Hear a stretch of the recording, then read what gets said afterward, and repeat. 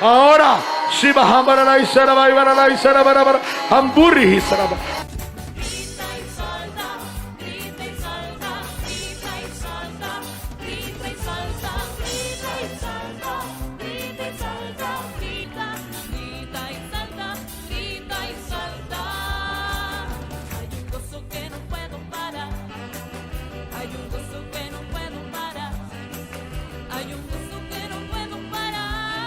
Bienvenidos y gracias por escuchar Verdad en la Red.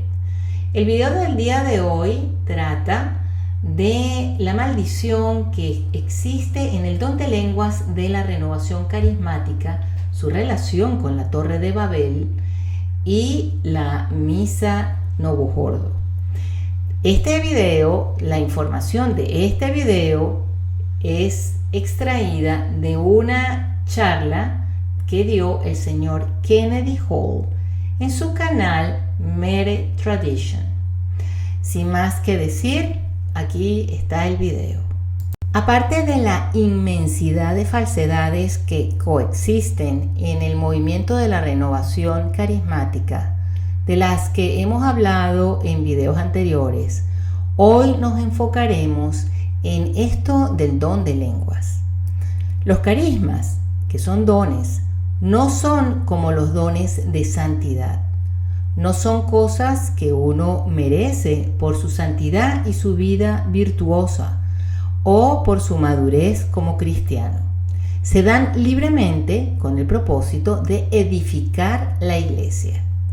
En la iglesia primitiva, cuando había divisiones litúrgicas significativas y una especie de proceso de establecer una liturgia consistente en las diferentes iglesias que los apóstoles estaban estableciendo, se vieron en ese momento muchísimos dones carismáticos, una gran cantidad de dones que se compartieron, dones dados por Dios a su pueblo libremente para que pudieran hablar en diferentes idiomas o que la gente los escuchara en diferentes idiomas. Los escuchaban en sus respectivos idiomas. Muchos de los santos y muchos de los padres de la iglesia creen que el don de lenguas en realidad era simplemente eso. Hablo en mi lenguaje y me entienden en otro diferente, sin necesidad de traductor. De cualquier manera, era un idioma real y tenía una utilidad. ¿Y cuál era la utilidad? La utilidad era enseñar la fe. La utilidad era llegar a la gente con el mensaje del Evangelio para que pudieran entenderlo. Si no pueden entenderlo, es un poco difícil llegar a ellos. Y los padres de la iglesia y doctores como Santo Tomás de Aquino, entre otros, analizaron esto profundamente. Aunque nunca diríamos que los dones carismáticos cesaron porque sí, no somos lo que se llama cesacionistas. El cesacionismo es la creencia teológica en que los dones de señales del periodo del Nuevo Testamento han dejado de operar, pero operan de otra manera. Pero en un sentido práctico sí desaparecieron, como se veían antes, al principio de la formación de la iglesia. Y la razón es que cumplen su propósito, especialmente el don de hablar en lenguas. Probablemente, o más que probable, en la historia de la iglesia, ustedes hayan visto otros dones, pero en lo que respecta a comunicarse y hablar en lenguas, simplemente desapareció.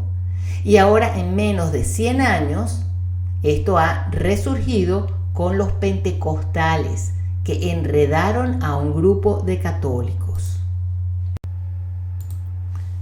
Esas palabras extrañas que pronuncian son como un mantra sin sentido, un balbuceo de frecuencia que hace vibrar al alma, pero no es una oración cristiana. Miremos en las Escrituras, en Génesis 11, ¿qué dice? Toda la tierra hablaba la misma lengua y las mismas palabras. Y aconteció que según iban hacia el oriente, hallaron una llanura en la tierra de Sinar, y se establecieron allí. Y se dijeron unos a otros, vamos, fabriquemos ladrillos y cosámoslos bien. Y usaron ladrillo en lugar de piedra, y asfalto en lugar de mezcla. Y dijeron, vamos, edifiquémonos una ciudad y una torre cuya cúspide llegue hasta los cielos, y hagámonos un nombre famoso, para que no seamos dispersados sobre la faz de toda la tierra. Y el Señor descendió para ver la ciudad y la torre que habían edificado los hijos de los hombres. Y dijo el Señor, he aquí, son un solo pueblo, y todos ellos tienen la misma lengua. Y esto es lo que han comenzado a hacer. Y ahora nada de lo que se propongan hacer les será imposible. Vamos, bajemos y allí confundamos su lengua, para que nadie entienda el lenguaje del otro. Así los dispersó el Señor desde allí sobre la faz de toda la tierra, y dejaron de edificar la ciudad. Por eso fue llamada Babel, porque allí confundió el Señor la lengua de toda la tierra, y de allí los dispersó el Señor sobre la faz de toda la tierra. Cierro cita de la Biblia. ¿Y qué vemos aquí? Bueno, que quieren edificarse una torre por sus propios esfuerzos, y eso no le gustó a Dios. Y esto es la herejía del jansenismo. No es realmente la gracia de Dios que nos perfecciona, sino nuestros propios esfuerzos. Esto es imposible. Uno colabora con la gracia. Nosotros no somos sola fe o solo obras. Nosotros tenemos que trabajar en obras y tener fe. Entonces, estos de la construcción quieren alcanzar el cielo por sí mismos, y como castigo a esto, Dios los puso a hablar diferentes lenguas para que no se entendieran, y por eso se dice que es la torre de Babel, de donde viene la palabra balbucear. Cuando alguien balbucea, no se le entiende. Y esto que hizo Dios no fue una bendición. No poder hablar el mismo idioma es una gran dificultad cuando se necesita uno comunicarse. No es realmente algo bendito.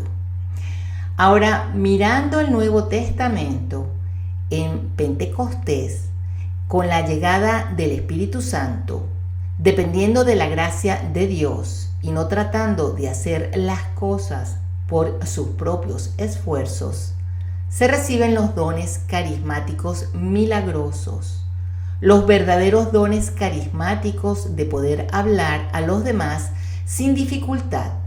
Todo el discurso se entendía.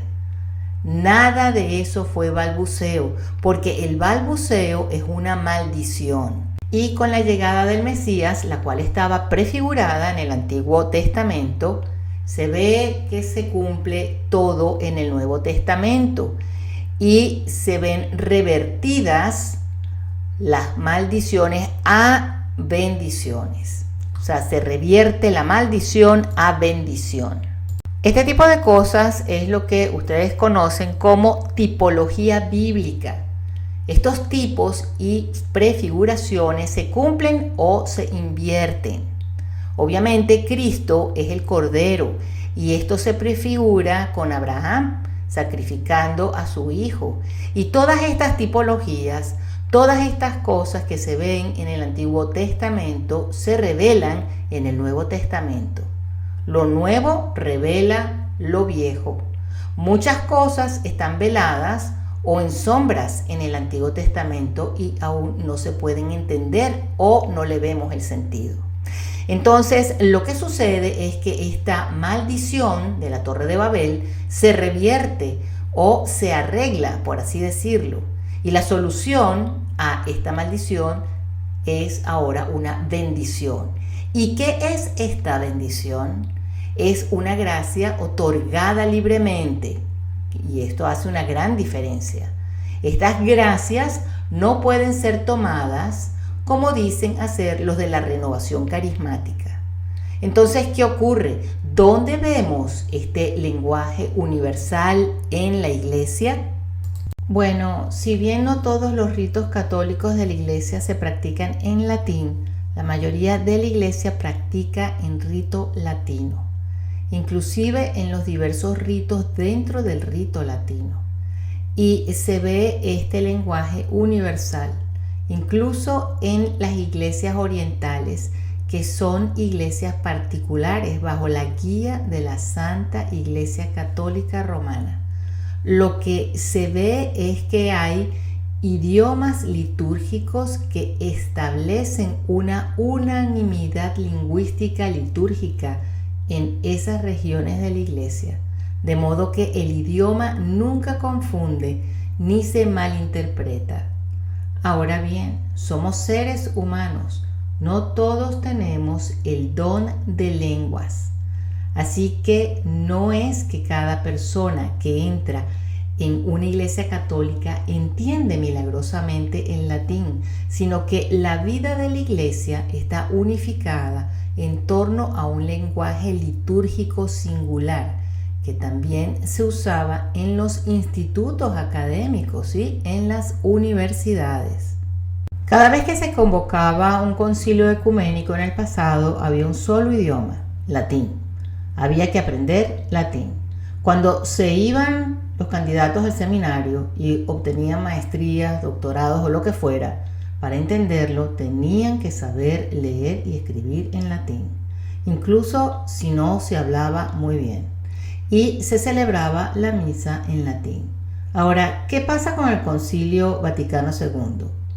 Se puede leer, pero el espíritu de Vaticano II, cuando Pablo VI introduce la nueva misa, y por cierto, él estaba hablando de la introducción de la nueva misa sin pretender eliminar el latín y el canto gregoriano.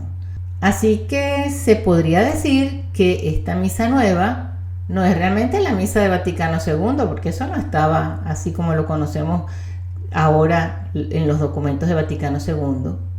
Pero cuando Pablo VI introduce esta nueva misa, pues hay otras cositas que cambian. Va más allá que lo que se había acordado en el concilio. Entonces hay que preguntarse, ¿esta misa nueva de dónde viene? No vino del primer concilio, no vino del concilio de Trento, no vino de Santo Tomás de Aquino, no vino de los papas anteriores al concilio, no vino de los padres de la iglesia, ni de los escolásticos, y no vino de la tradición sagrada, no, vino de Pablo VI. Así que al menos de alguna manera hay que decir que la misa nueva es la misa del Vaticano II. Y si tomamos las palabras del Papa al pie de la letra, ¿qué está diciendo? Está diciendo que es una lástima que vamos a perder el lenguaje y todas las cosas de la misa tradicional. Pero luego continúa diciendo que lo más importante para el hombre moderno es que entienda las oraciones en su propio idioma. Y lo dice explícitamente, dice que su lenguaje, el vernáculo del hombre, eso es lo más importante. Lo que vemos allí es otra manifestación del espíritu de la Torre de Babel. Bueno, miremos en este decreto Gaudium et Spes del Segundo Concilio del Vaticano, el cual es un documento globalista, escrito con un lenguaje que pareciera sano en un párrafo y el siguiente modernista y confuso. Gaudium et Spes, en el número 12, dice que el hombre es el centro y cumbre, Señor y gobernador de toda la creación. Ahora, yo les pregunto, ¿no son estos títulos que habitualmente atribuimos ingenuamente a Dios? ¿Cuál es el significado de esto? El significado de esto es la perfección. Esto es lo que significa. Ahora bien, aquí está la cuestión. Hay un peligro real. Y es que el mismo peligro que encontramos en la Torre de Babel. Este documento refleja eso. Es esta idea de que si tomamos lo que dicen estas palabras, Gideon Spetz, todas las cosas buenas de la tierra deben ordenarse para estar al servicio del hombre, centro y cumbre de todas ellas. No, todas las cosas buenas de la tierra deben ordenarse para estar al servicio de Dios. Entonces, para que veamos cómo la influencia de este documento y del resto del concilio, por supuesto, tiene que ver con la renovación carismática, puesto que la renovación carismática es como esa torre de Babel que quiere estar al servicio del hombre, función, centro y cima de todo. Y no me vengan a decir, no, la renovación carismática es buenísima, nosotros estamos con Dios, alabamos a Dios, no al hombre.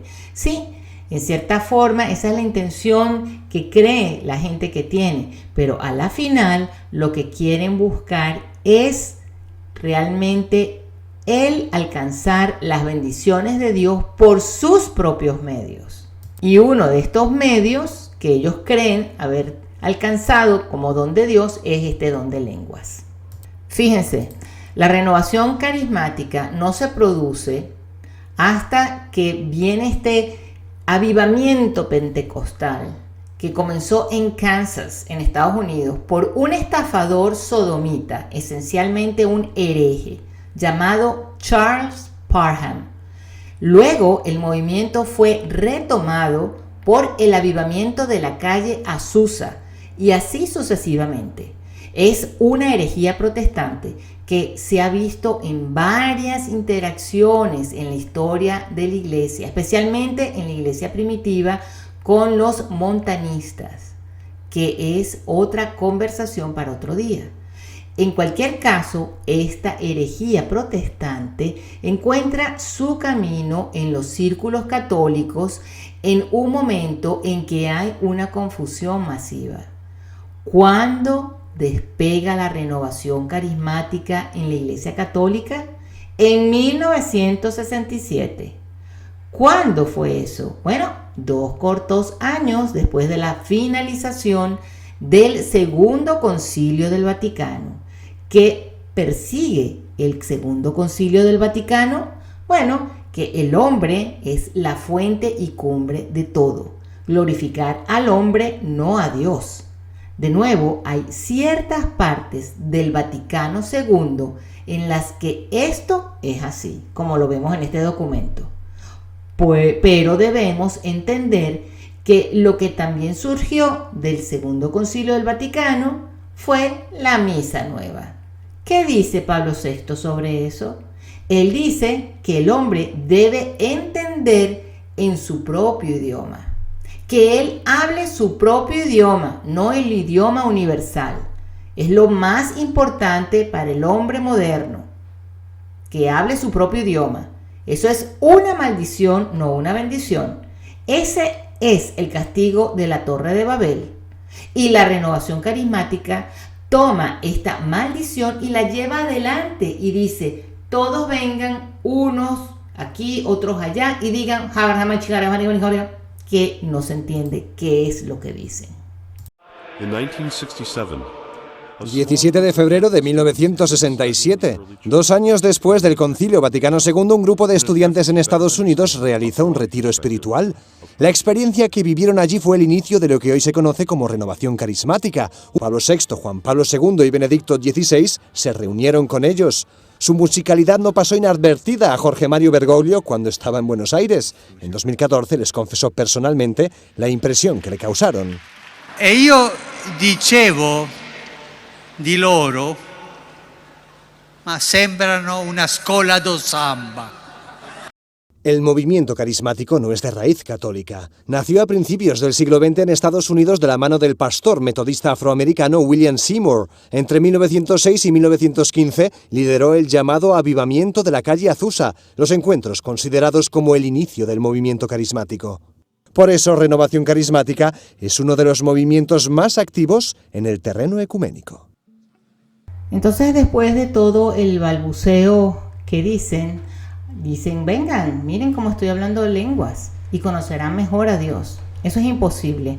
Dios no nos envía confusión, y el hablar en lenguas como lo hacen ellos es una maldición y es una confusión. Y eso se evidencia en las Escrituras varias veces, y por el hecho de que cuando lo comprendemos, no hay forma posible de que Dios diga, vayan a murmurar todas las cosas que nadie entiende, y esto unificará a los cristianos. Y cuando analizamos a la renovación carismática, toda esa incoherencia, esos lenguajes falsos no significan nada, o como en pocas ocasiones ha pasado, son maldiciones en arameo, pero a la final lo que buscan es la glorificación de sí mismos. Quiero mi bautismo en el Espíritu Santo, quiero sentir a Dios en mi vida, quiero dones, y todo se reduce a yo. La renovación carismática perpetúa esta maldición sobre la iglesia, y el Novus Ordo es un vehículo de esto también, porque causa confusión en el culto, lo cual fue algo que se solucionó con la llegada del verdadero don de lenguas, porque el verdadero hablar en lenguas no es lo que tiene la renovación carismática. La unanimidad lingüística litúrgica que todas las liturgias de la iglesia hizo que esta confusión no existiera más, hasta que llegó Pablo VI y dijo, vamos a deshacernos de todo esto, incluso de los cantos gregorianos, fue el dejar que tomara terreno este balbucear, que es una manera demoníaca. No es una bendición, es una maldición. Y es una revitalización de la maldición de la Torre de Babel, que es recurrir a los dioses con nuestros propios esfuerzos y querer ser especiales y conocidos en todo el mundo. Ustedes tienen que ir a balbucear en diferentes lenguas. Y no me vengan a decir los asiduos a este movimiento que ellos se convirtieron gracias a la renovación carismática, porque eso no es cierto. Usted puede ser que se haya convertido o recobró la fe porque Dios, que es misericordioso, miró en su corazón y en su propósito de obedecerle y le concedió la bendición de llevarlo hacia Él. Pero no podemos hablar de conversión per se, porque hay muchos que se convierten también, se convierten al Islam, se convierten al budismo y dicen haber encontrado la verdad. Pues bien, esto pasa en la renovación carismática también, porque es un movimiento protestante dentro de la iglesia, introducido y aprobado por los modernistas para contribuir a la autodemolición de la iglesia. La gente que encuentra o dicen haber encontrado a Dios en la renovación carismática deben moverse y buscar realmente dónde está la fuente de la verdad. Y eso está en la misa tradicional, y no solamente la misa tradicional, en la tradición de la iglesia. Porque ir nada más a la misa tradicional porque me parece bella no es estar realmente centrado en lo que es la verdad católica. Un movimiento con aparente catolicidad, pero con muchísimo elemento pagano, es lo que es la renovación carismática. Sabemos que esto es irritante para muchas personas, pero es la realidad, es la verdad. Sé que hay personas que les encanta acudir allá porque es algo interesante al principio. Oh, cuántos milagros, cuántas cosas están diciendo. Se vuelve algo así como ir a visitar al adivino, que me echen las cartas o algo de eso. Nosotros conocemos bien de adentro, bien cerquita a la renovación carismática. Ustedes, por ejemplo, no pueden creer que el Espíritu Santo descienda sobre unas personas que les están diciendo a ustedes de qué están faltando, de sus dolencias, de cómo van a resolver sus problemas, cuando esta persona que les está orando está en pecado mortal. Son personas divorciadas, son personas que están viviendo en concubinato, y sin embargo son las que están dispensando estas gracias. Y esto es súper abundante en este movimiento de la renovación carismática. Y aplica muchas cosas de psicología. No, esto no está bien. Lamento mucho de verdad tener que hacer este tipo de videos, pero es que es importante que las personas despierten porque parte de la crisis de la iglesia es esto. Muchísimas gracias por haber escuchado Verdad en la Red. Que Dios nos bendiga y hasta la próxima.